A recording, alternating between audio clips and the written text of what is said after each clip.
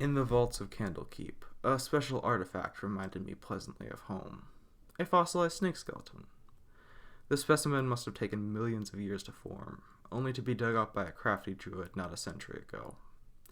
It brought back memories of time spent with my parents in the museums of my homeworld, gaping in awe at the bones of giants. It was a taste of home at the time, but the memory has grown sour for me as of late, for I've learned that Toril is less than 40,000 years old. Welcome to Humble Brews, a show where we create exciting new homebrew monsters and mechanics for 5th edition. On this episode, we'll be covering the cryptic Fossilizer, and all the ways it can torture your party. Fossilizers are invisible aberrations from the deep ethereal that draw upon unknown chronergy magic to rapidly fossilize their victims.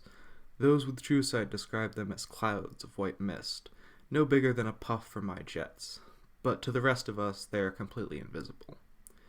The Fossilizer's signature ability, and the most obvious tell to its presence, is its petrifying touch. It can move through any object made of organic materials, such as wood, cotton, or flesh, but as it does so, it withers the object away and petrifies the materials, providing an obvious tell to its location. It has no ability to pass through inorganic materials, such as metal, stone, and its own fossilizations, meaning it can be easily trapped. We'll get to that later, though. My first encounter with a fossilizer was also on Toril. I was a relatively young flumpling with a passionate desire to explore beyond the pocket dimension I grew up in. But in the towering heat of the Anarok Desert, it was my climate-controlled demiplane home that I dreamed fondly of. The lost cities in the sand would be worth it, I assured myself. My party had been chasing mirage after mirage for the past day. Our water skins had been punctured just halfway through the trip after an encounter with a Hattori. I had grown so tired I could no longer keep my tendrils from dragging across the sand.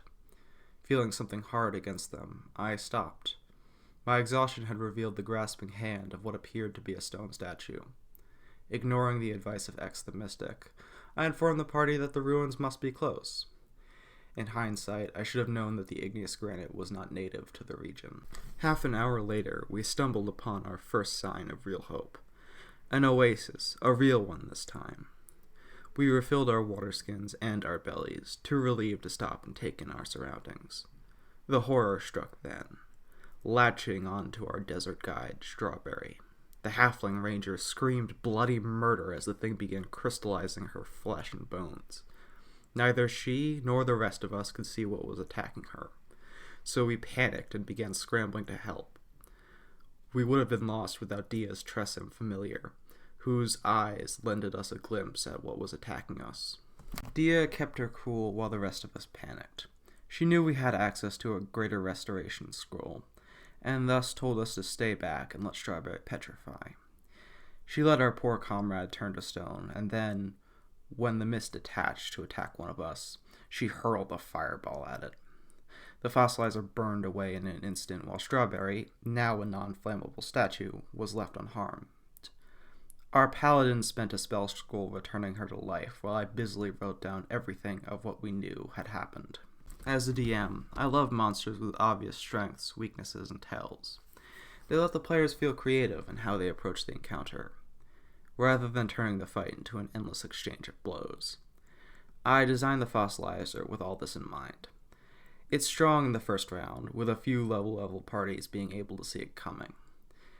Additionally, it can move through some objects, making it harder to stop, but that movement comes at the cost of revealing its location, and its relatively low hit points mean it won't last long when detected.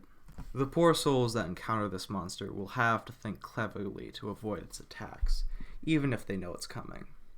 My favorite way to combat it is to lure it into a metal box with a wooden cover and trap it with its own movement. Glass vessels work as well, if you like displaying invisible trophies.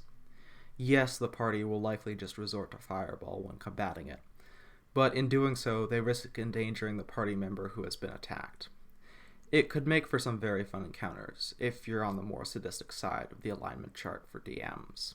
The big downside to the Fossilizer is its petrification. I am forever torn between wanting the condition to see more use and knowing it's a death sentence for low-level parties. Given that this monster is also invisible and unlike most other creatures, I think it's only fair that you let the players know about it ahead of time if you're going to run it. Perhaps have them stumble upon a book describing it a few sessions before the encounter, or have it contained in a glass jar that it breaks out of later. Homebrew monsters often shake up the difficulty curve, which isn't a bad thing, but is certainly something you should be aware of. Thank you for making it to the end of this video. If you've made it this far, consider dropping a like and subscribing, especially if you want to see more of this new series.